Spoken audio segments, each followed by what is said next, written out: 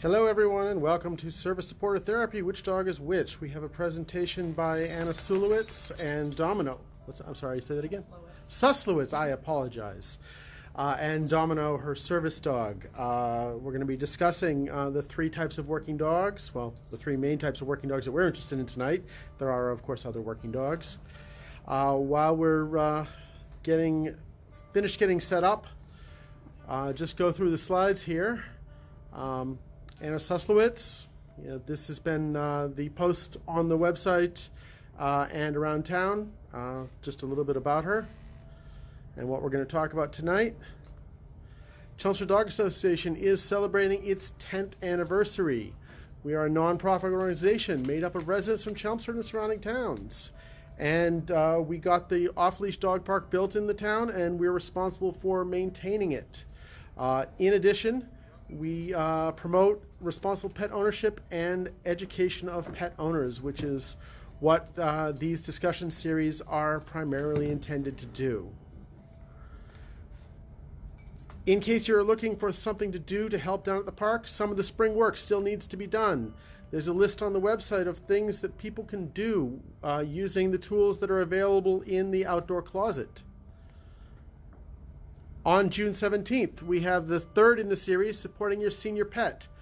Dr. Becky Schoenberg of Autumn Care and Crossings will be discussing support and care of senior pets. A lot of us have our pets getting up there, and this looks to be a good topic, although a hard topic to discuss. Just so everyone knows, the park will be closed on June 6th and 7th for maintenance. It will not open at all on June 6th and probably not open until late evening on June 7th.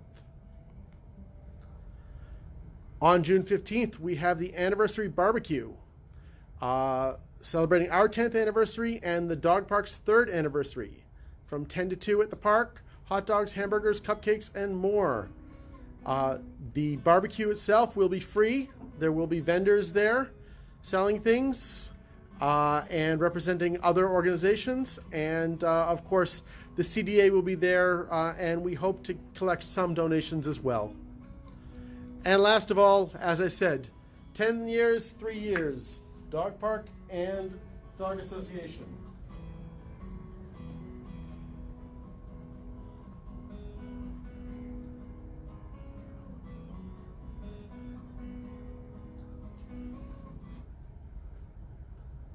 Okay.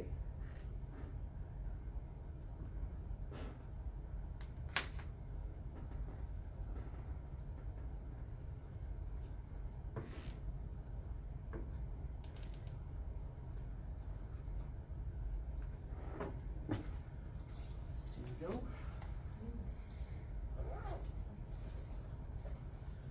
So without further ado, Anna. Hi. This is Domino. I don't know if anyone can actually see him. This is Domino. He's a service dog. I've had him for 4 years. I got him when he was 3 months old. And it takes about 2 years to fully train a service dog.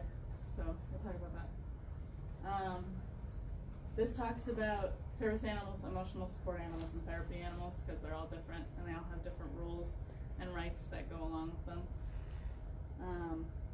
That right there is a therapy animal, and then that is a service animal. The first one we'll talk about is service animals. Service animals are not just dogs.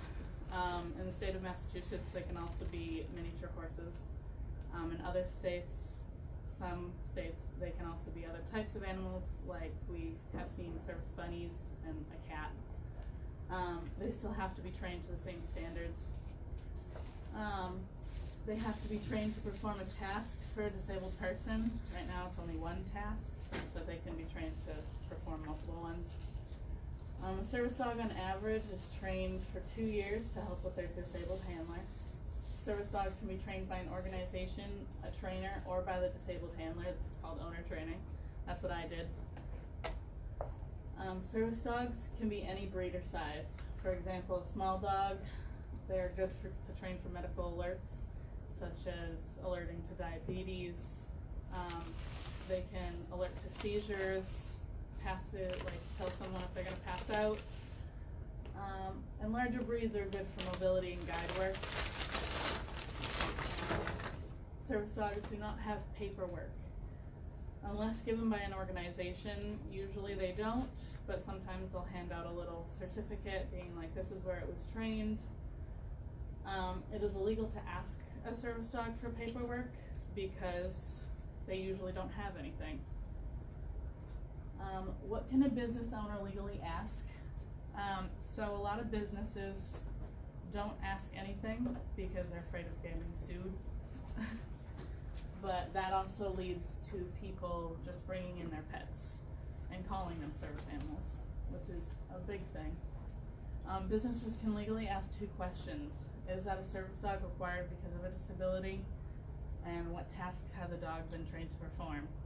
When I get asked that question, I say, yes, he's a service dog, and he's a medical alert dog.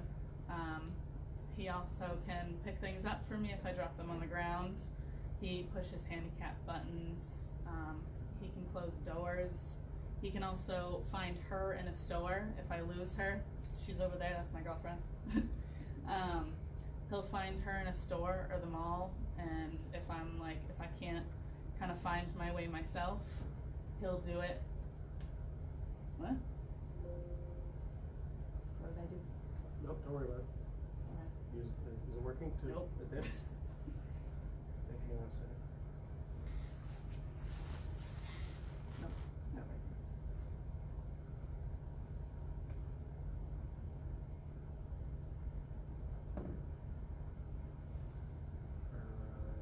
Nope, went back to slide 1. Oh, now it works. There you go. Alright. In the recent years, there has been a significant increase in the number of assistance animals turning up in the public places. There also has been an increase in actual service animals as people become aware of some of the things they can do. But there has also been an increase in fraudulent service animals and people who just buy vests off of Amazon for $20 and slap it on their dog. A business cannot ask, one, about the person's disability, so they can't ask, why do you have the service dog? You have to phrase it in the what task the dog performs. You can't ask for an ID or paperwork, and you can't ask the animal to demonstrate a task. A business also can't segregate a service animal handler. For example, if you own a restaurant, you can't put the service animal in a different part away from everyone else. I have personally had that happen. It's not very fun.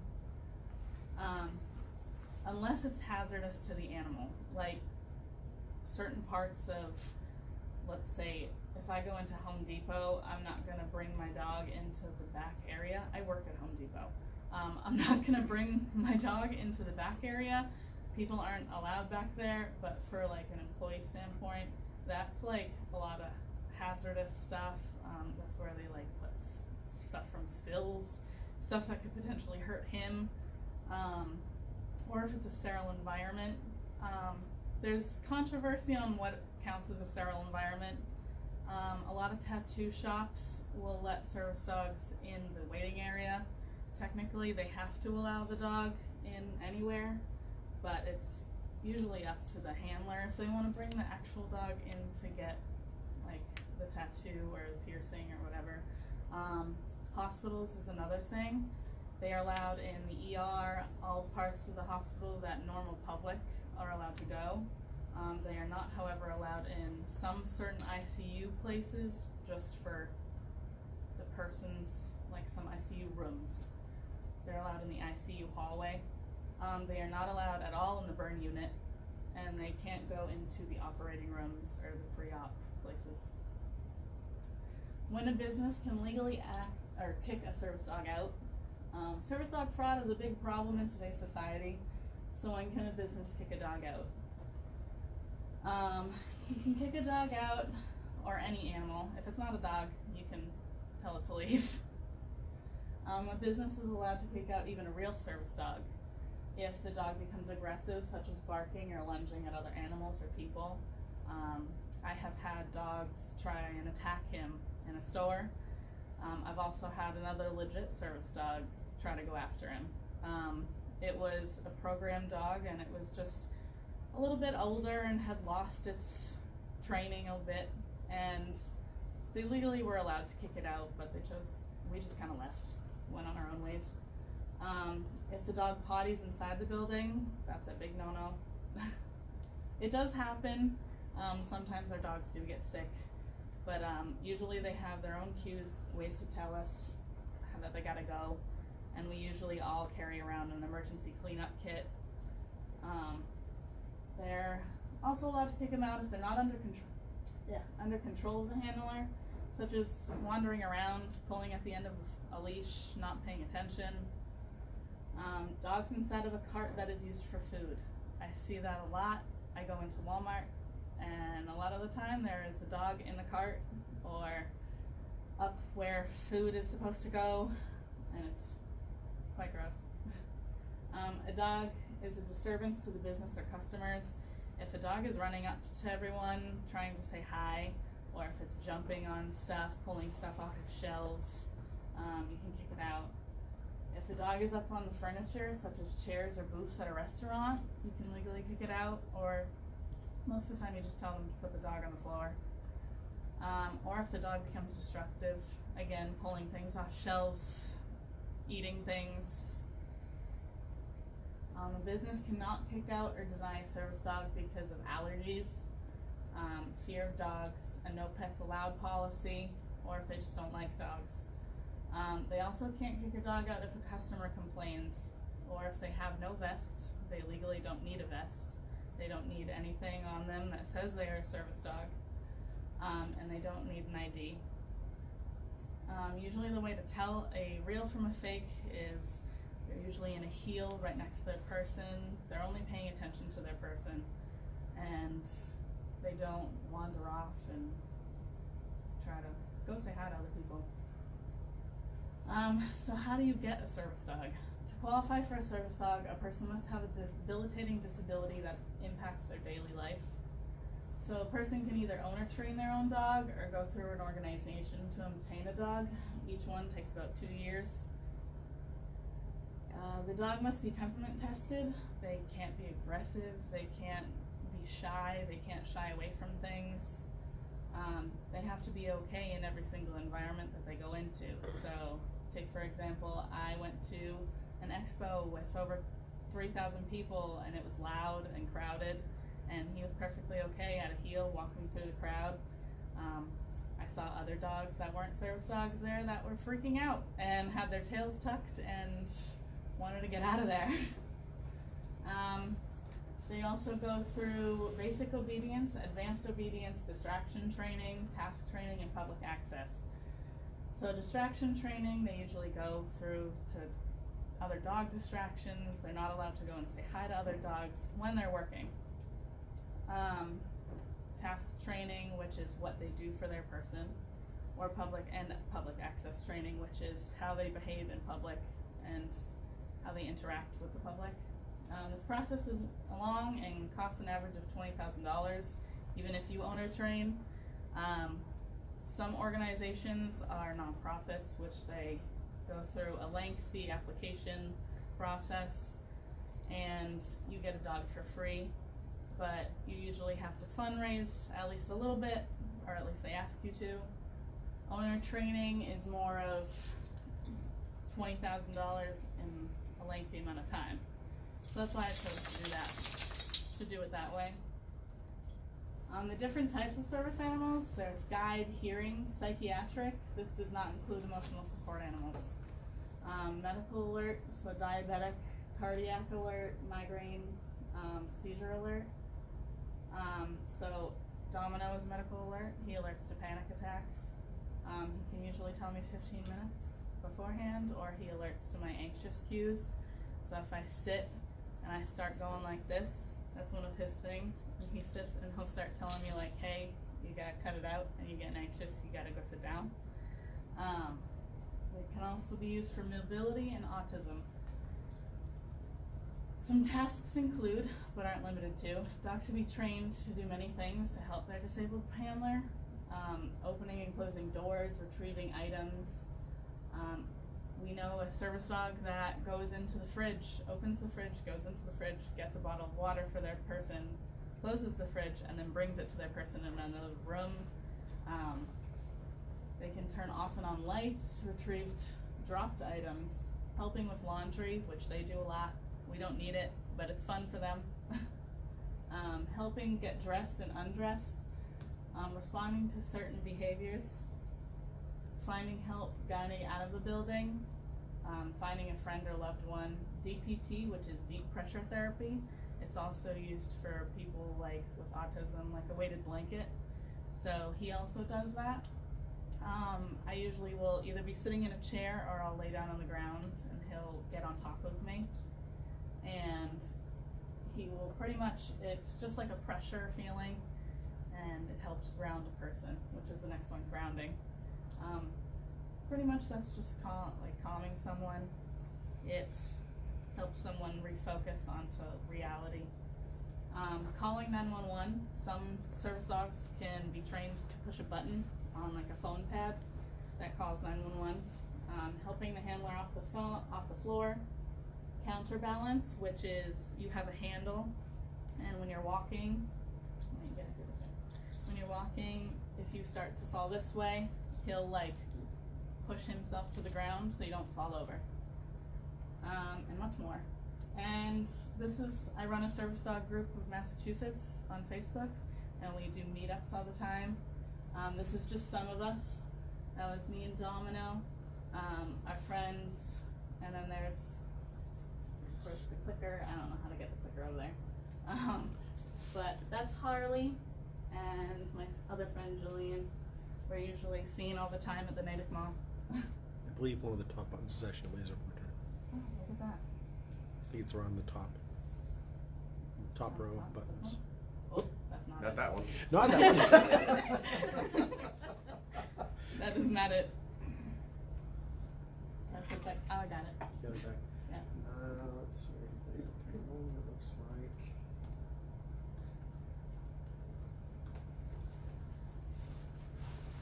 Sorry, bottom button.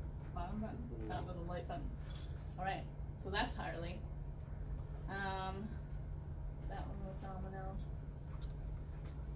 But we all will do meetups and we'll train with each other and we'll help train each other's dogs. We're very supportive of each other. If one of us needs help with something, like our dog starts acting up, they are dogs, they're not robots.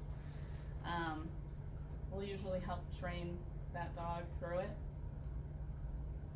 And then there's therapy animals. Okay, hang on, let's take a pause for a minute and take any questions people have about service dogs. Okay. So I did have one question. So is there any way to tell that a dog is a service dog? I mean, you listed the reasons an owner could kick a dog out of a business because a dog behaving like that is unlikely to actually be a service dog. But there is no certification process, formal certification process. There is no paperwork or anything like that. So how can you tell if someone actually has a service dog other than misbehavior? So usually you can't tell. Just like me, people have invisible disabilities. If it's obvious, then it's usually that dog's an actual service dog. But if it's someone like me going into a store, usually know it's a real service dog by the way it behaves and the way it acts. Usually they're, again, in a heel right next to the person. They're not trying to say hello to people. They're not allowed to sniff objects on the shelves at stores. Sometimes they're not allowed to jump up on random people. They do get to say hi to random people every now and then if we tell them to go say hi.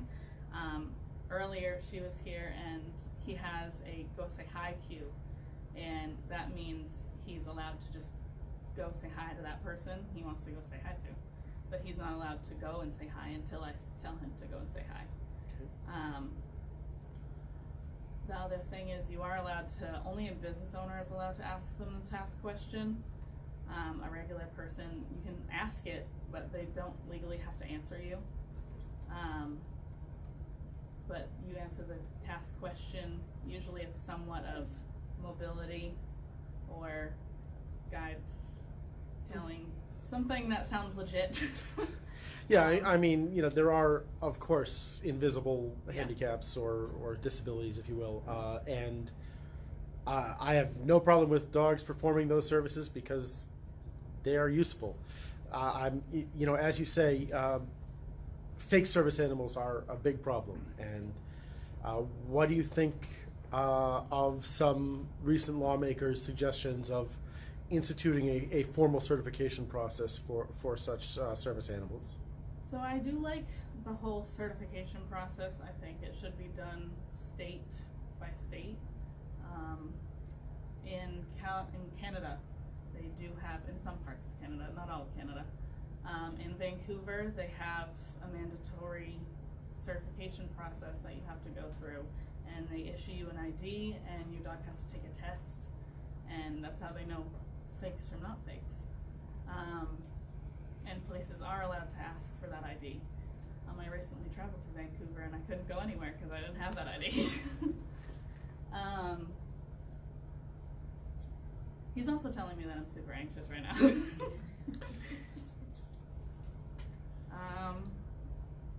But I think there should be like a free test. I think the most thing would be a lot of disabled people, they can't work, they can't find ways to get a lot of money. So if it was like $10 or free just to take a test, they do have the public access test that trainers like run through, but you don't need it at the moment. I would like it if it was, Okay. gone through like a dog license. You just kind of show what the dog can do, and there you go. Sure. Anyone else have any questions? This is related to whether or not you can kick a dog, remove a service dog from an area. Specifically to the dog park. If there is somebody there claiming their dog is a service dog of some kind, but it is barking at the other dogs, growling at other dogs, the owner doesn't want to bring them near other dogs, that's an instance where we get asked them to vacate the premises even though it's a service dog. Yeah, especially if there's other dogs around and it poses a threat to other dogs, you can definitely tell them to leave. Okay. Thank you. That counts as altering a business? Oh, it counts as altering a business. What's that mean? Altering the way it works, like, you can say it. Oh, okay. So you're allowed to restrict an animal from certain areas if it alters the way that your business runs. Like the main example is zoos, where there are big cats that get stressed out when there are dogs near them, or like an aviary where you can go and there are birds flying around. You can tell the service dog, like, you can't go in there because it alters the way our business works.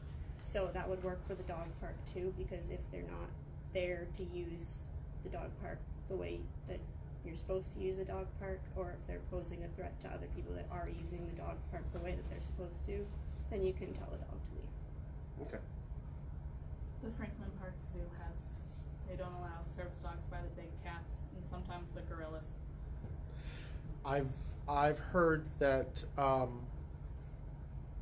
several people who have service dogs that I know say they would never bring their dog to the park because their dog is never off duty, and in theory, a park is for play, not for work.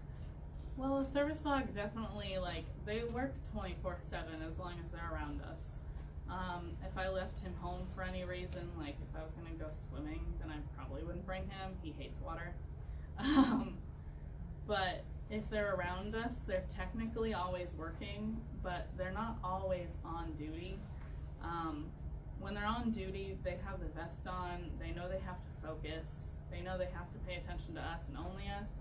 But usually once that vest comes off, he's just a dog. He can run around. I've brought him to the park before. He loves the park. he like has a blast. That's her dog, Harley. But they're definitely not always on duty. He would definitely, if he was off running around at the park, he probably wouldn't like come over and be like, Ma, you're gonna have like an issue in a little bit. But like, that wouldn't be his fault. It's just him being a dog. They still have to be allowed to, you know, do dog stuff. Okay. Oh yeah, it's up to the handler, I guess. All right, we don't have any questions online. Anyone else in here? I was wondering, are all dogs trainable to become service dogs, or is there a certain breed, disposition that you would look for? So any breed can be a service dog. Earlier you were talking about a Chihuahua being a guide dog. That is most definitely not gonna happen. Certain dogs are for certain things. Guide work is part of mobility, and a mobility dog has to be a certain size in order to do it safely. So you're not gonna bear weight on a dog his size. He's 30 pounds, but she's gonna get a Great Dane next because she has hip dysplasia. So that's another dog that you would be able to kind of bear a little weight on and move freely. Not all dogs can be a service dog though, just because not all dogs have the right personality. They don't have the right, let's say, chutzpah to do it. They have to be willing to learn, they have to be willing to work. Some dogs just don't want to do it. Some dogs are also, don't have the right temperament. They're fearful, they have some anxiety issues, but it's usually like, I'm pretty sure we said it was like a 1 in 1,000 chance, 20%. Most programs will say the Guiding Eyes for the Blind, they had 8 puppies come in from a litter, only 2 of them turned out to be service dogs. So that's usually roughly around how many can be and what they can. I know you had one. What are the guidelines for a psychiatric service dog? So I'm actually going to talk about that. Okay. Okay.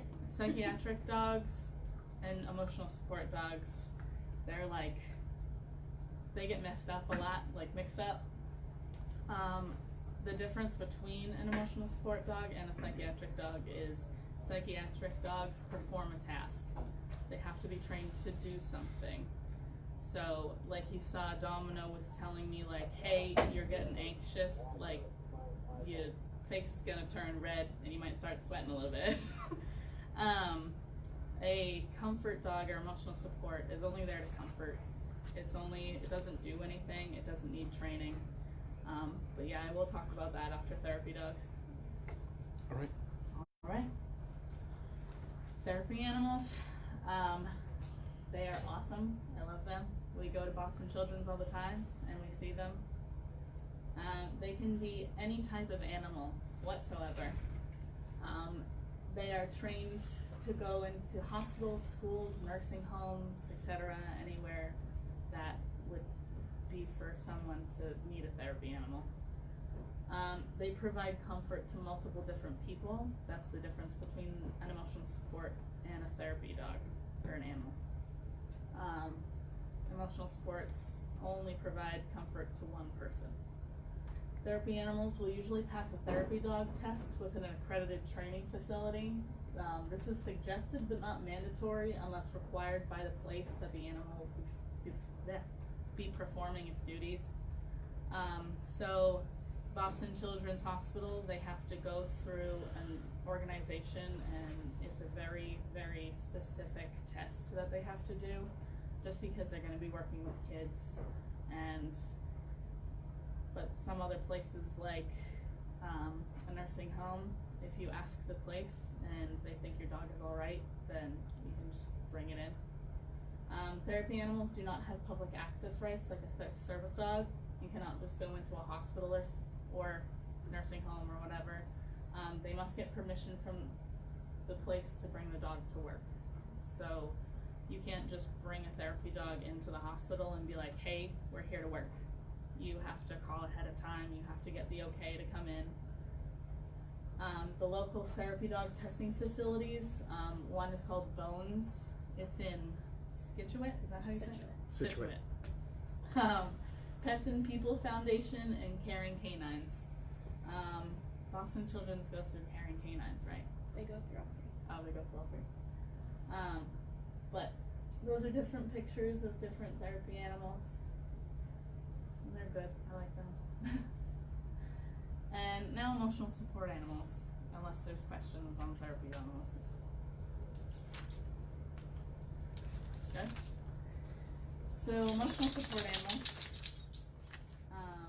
Emotional support animals are defined as any type of animal that provides comfort to their owner. Also known as ESAs, emotional support animals do not have public access rights like a service animal, meaning they can't go into non-pet friendly stores or places. To qualify for an ESA, an individual must have a mental illness diagnosed by a health professional. To acquire an ESA, an individual must get a prescription letter from their health provider. This letter must state that the need for the animal and the treatment of the individual. Many people just use their own pets. It can be any type of animal. ESAs are allowed to live in no pet housing, such as apartments and college dorms. That's one of the rights that they get. They are also allowed to fly in cabin on an airplane. Note that some airlines are starting to restrict certain animals and certain proof from the trainer that an animal is well behaved and not aggressive, such as you can't bring a peacock on a plane anymore. Emotional support boa constrictor. Yeah, emotional support boa constrictor. Somebody brought a boa constrictor to the native mom. Yep. But these laws, they don't obtain to the ADA, which is service dogs. They obtain to the FHA and the Air Carriers Act. The FHA is Fair Housing Act. ESAs need no training, but be non-aggressive, behaved, and non-disruptive. Housing establishments are not allowed to require a pet fee or pet deposit for ESA, but the owner must pay damages done by the animal. So they can't be mandatory $200 pet deposit if your animal acts up or something. They also can't deny your animal. But if your animal does any damage, like rips up a carpet or pees on the wall, you have to pay to either get the carpet redone or pay to repaint. So, this is a big question, certification and registration. There are multiple online websites that claim to certify or register your animal. These websites are scams and legally mean nothing. Most of these websites would register or certify an inanimate object. These websites trick people into thinking by paying $200 plus their dog magically becomes a service animal, ESA, or therapy animal. The websites will usually send a vest and ID for people to use. These IDs cause harm to legitimate service animals, as legits don't typically use them. We've been asked for IDs before and told you can't go into the place because you don't have an ID because the dog before us came in with an ID. These are some of the IDs. That is a velociraptor, right there. And this is a jar of Nutella. So they don't really look, there's no test for these websites. They're just looking for money, and they're complete bogus. Misrepresentation of a service animal. In some states, the penalty for misrepresenting a pet or an ESA as a service animal is punishable by up to 6 months in jail. That's California. As of this moment, Massachusetts does not have a penalty, but they're in the making of one right now. Usually it's just a fine and a misdemeanor. Misrepresentation doesn't just mean putting a vest on your pet and calling it a service dog. By entering a non-pet friendly store, you automatically agree to their pet policy. Therefore, any animal brought into the store is portrayed as a service animal, vest or not. So if someone isn't saying their animal is a service animal and they're not asked, they're still bringing in that animal to, like, let's say Target or Walmart. That's where I see them the most. they're still saying that animal is a service animal just because it has a no pet policy. Is there a question? Nope, someone just Oh. commented this is good information. All right. You seemed like you were like reading something. Yep, I was reading the comment. Faking a service animal legit hurts legit teams. So service dogs are impeccably trained to behave in public, almost as if they weren't even there. When a fake service dog goes into a business, that dog hasn't been trained to the same standard as a legit service dog. This can create problems. A fake service dog could possibly attack a real one and injure the much needed service dog, causing the dog to not be able to help its handler anymore. We've had dogs that got attacked so bad that they're now afraid of other dogs and reactive to other dogs, so they no longer can be a service dog. And then that person no longer has their medical equipment. They no longer have that much needed dog that can tell them if they're gonna have a seizure, if they're gonna pass out, or if their blood pressure goes down. Fakes can distract a real service dog by barking or lunging, or possibly having the dog miss an alert or need a task. I've had dogs bark at Domino all the time, pretty much everywhere we go. We see one, and it distracts him. It's like if you were trying to work and someone was up in your face yelling at you, being like, hey, hey, hey, it would be distracting. So that can cause him to miss an alert, or it can cause someone else to miss that alert for like a seizure, and they can end up falling on the ground and hurting themselves. Fakes can also hurt the reputation of a service animal by misbehaving in a business. We've been told that there are no service dogs allowed because the last service dog came in and wrecked the place. So normal people are allowed to go in, but we aren't because we have a dog. Yeah. So if you bring a dog in and you're automatically saying it's a service animal, or if you show that little ID saying it's a service dog, they're gonna think it's a service dog. So if the dog misbehaves, they're gonna be like, all the service dogs are like that. I don't want them in my business anymore. That was it. Can you talk a little bit about, you glossed over a little bit, the psychiatric service dogs? Mhm. So those are different from support dogs. Yeah. So what kind of services would a psychiatric psychiatric service dog perform? All right, so psychiatric service dog counts as a medical alert dog most of the time. He's a psychiatric alert dog. So he pretty much, they're used for PTSD, panic disorders, anxiety, depression. The difference between them and an ESA is they have to do something for their person. So PTSD dogs usually alert to frustration, flashbacks. They'll usually ground their person. So a lot of PTSD dogs I've noticed will jump up on their person to try and tell them hey, you're still here, you're not back wherever that trauma happened. A lot of dogs, will start doing this, and you notice he starts jumping up and being like, hey, you doing something? And he's trying to tell me I'm right here, pay attention to me, instead of paying attention to whatever is causing your issues. What else? You can do rooms checks. Oh yeah, he does that too. Sometimes. I don't like basements, so I have him go first, and I tell him to go check the room, and he'll kind of run around the room and then run back to me. We've never had an instance where someone's actually been in there, but most dogs are trained to bark once and then come back to the person. They can't attack the person, they can't attack whatever there. They just have to come back to their person and be like, hey, there's actually someone over there or something over there, especially if it's dark.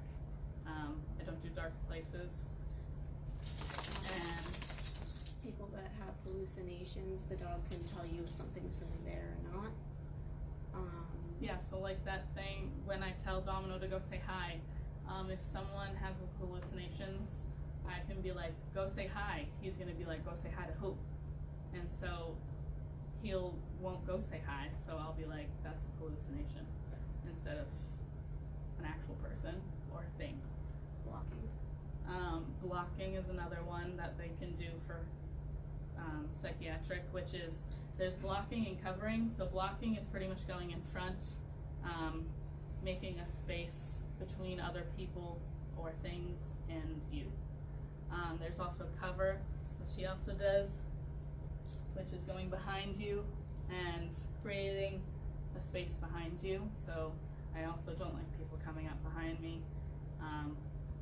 He kind of pretty much is my space behind me. I don't know what else.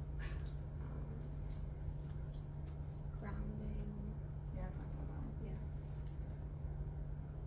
Is there any like other questions? I got one. Mm-hmm. You have a treat pouch on your hip. Yep. Is that always on you when you're around? Or, Usually, yeah. Alright. Even though, again, he's still a dog, he needs, it's kind of like his pay. Yep. He gets, We don't bring it into the dog park though, or like Yeah. a place that doesn't was belong. going to be my next question, and that's the very reason I was asking that question. These stay in the car. if there's rules Okay. there where we're going somewhere that say, like, no food, no treat pouches, Mm-hmm. the dog park says no treat pouches, no treats whatsoever. So legally, you can't bring a treat or treat pouch or anything into there. But he's also not like working, so it's not really a huge deal. I wouldn't think of it as a huge deal. So Well, the clarification in my has to be made in my mind of all right, the service dog is allowed no matter what into places. Yeah. The treat bag is either associated with the service dog or not. So if the dog can get into a place that's legally not allowed to have dogs, the treat bag should go with the dog. So therefore, the rule against the treat bags at the park should no longer be valid for a service dog. You know what I'm saying? technically, a service dog should be able to work without treats. Okay. For like, a little bit. He'll Mhm. still do what I tell him to do even if he doesn't get a Yep. treat. It just, it's that extra bit of motivation. But he definitely, that would be a rule where even if they had a treat pouch, it'd still be a rule not to bring it in. Okay. The difference is that it's outlined in the ADA that a person is allowed to have their dog with them, but it doesn't say anywhere in there that they have to have their treat pouch, they have to have Okay. their vest, they have to have anything like that. So if you had a rule against like collars on the dog for the park, he doesn't need it. Yep. He doesn't need it to do what he does. So as long as they can still perform their basic function, then they don't need the extra. Yep. Yep, someone online commented that they think treat bags in the park would alter the business. Yeah. potentially. Yeah, that would, yeah. Yep. Especially That, Some dogs don't do good with dogs getting treats. absolutely. It's also, that would be if you're giving your dog a treat and another dog who doesn't, has treat aggression, you don't want to risk your dog. Right. Like, this is, like I said, a $20,000 dog. It's, he's like Yep. my life. So, The main reason I'm asking is I'm one of the ones that will go around the park and say, hey, you're not supposed to have this is why, and I try and explain things. mhm. And if somebody comes back to me and says, oh, this is my service dog, I need the treats to be able for the dog, I want to be able to come back and say, I understand that, but our rule of the dog park with no treats supersedes that, Yeah. and I would still be legally correct. Yep. So that's why I'm asking some of my questions. Yeah. They They still don't- have to follow the rules of the Yeah. basic business. Say we go to a pet expo and they require vaccines for the pets that are there. We still have to show them our vaccines even though they're service dogs because they're still dogs. Right. Like, we still have to follow the rules. Yep.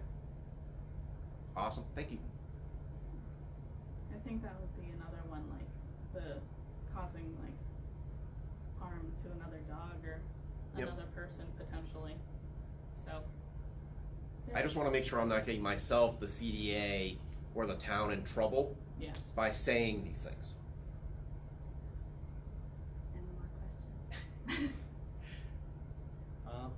that's it from online as well.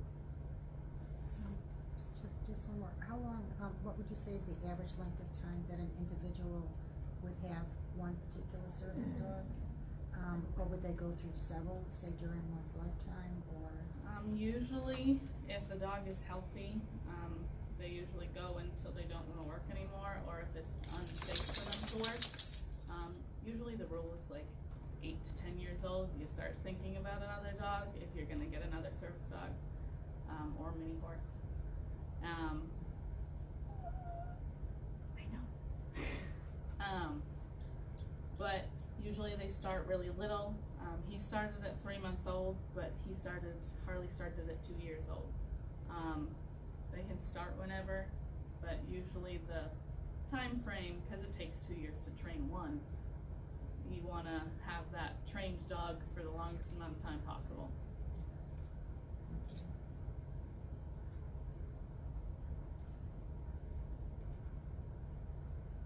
All right, thank you very much, Anna. It was really good information. Can we like point your camera down and show what you can do? Yes.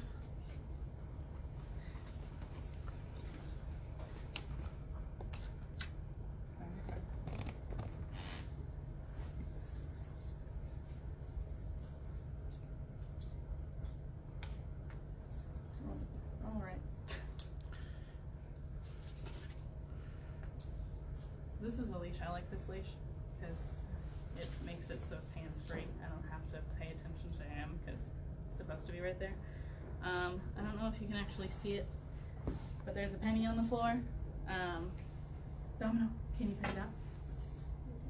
He's pretty good with pennies. The whole thing was dropping it in my hands. Wow. He can do cards also.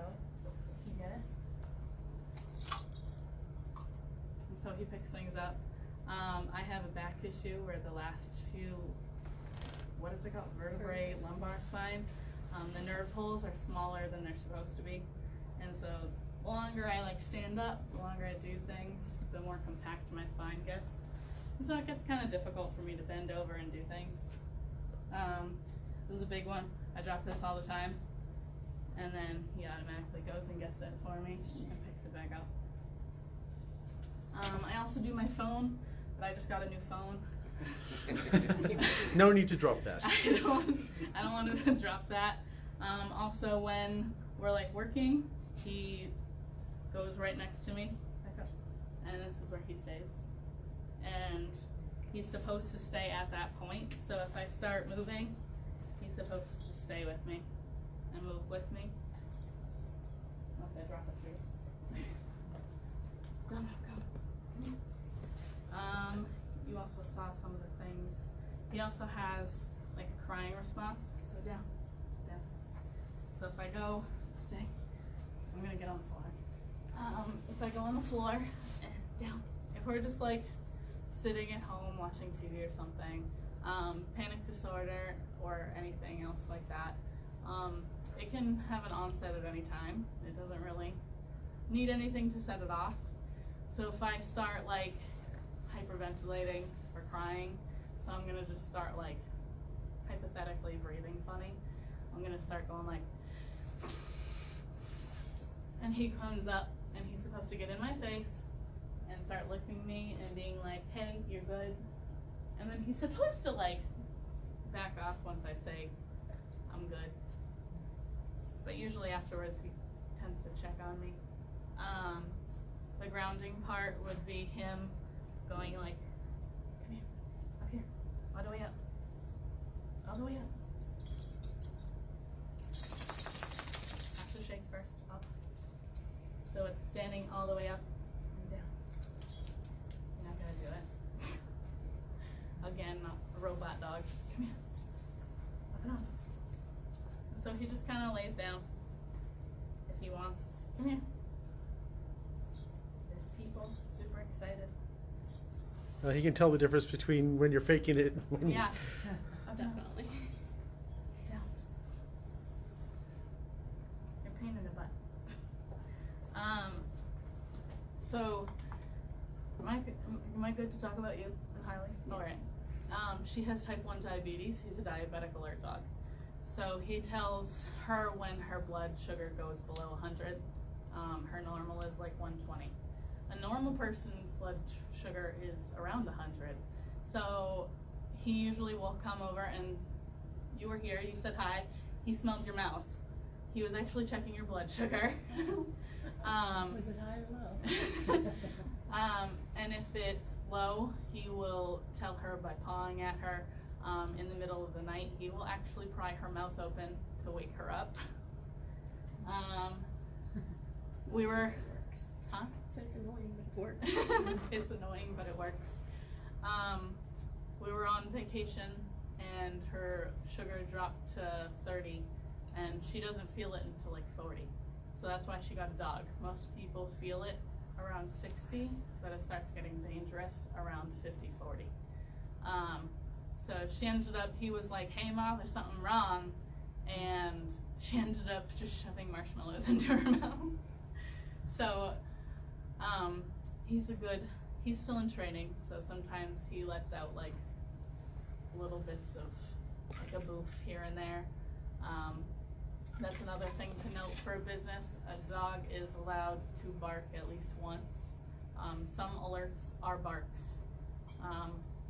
Domino will sometimes, if I'm not listening, you saw it over there, he'll whine, or he'll kind of boof at me and be like, you're not listening to me.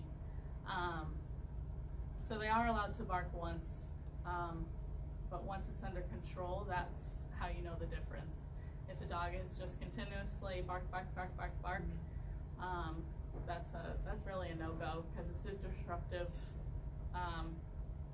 I don't know how that obtains to the dog park, because he gets really excited at the dog park and just starts barking. So I think if it was like an establishment that it's like quiet, like a library, you don't really want a dog barking. I talked about the fact that they don't need vests. We have brought them in places, we call it working them naked.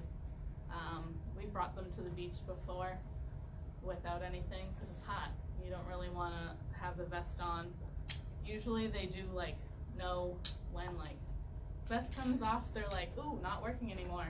But usually we're like, hey, focus. You. And they'll still listen, and they still know what they're supposed to do. But we were told like, hey, your dog has to have some sort of stuff on it. And we're like, not really. People have been kicked out of places for not having a vest on their dog, and not a lot of people think that service dogs don't need vests. It also sometimes shows people in Walmart or wherever that there's a dog, I can bring my dog in. But most of the time it's supposed to be a service dog. If it doesn't have a vest, if it has a vest, doesn't really matter. I don't know what else. High five. I don't know if that's it. That's all I got. That's it from online. Anyone else in here have a question?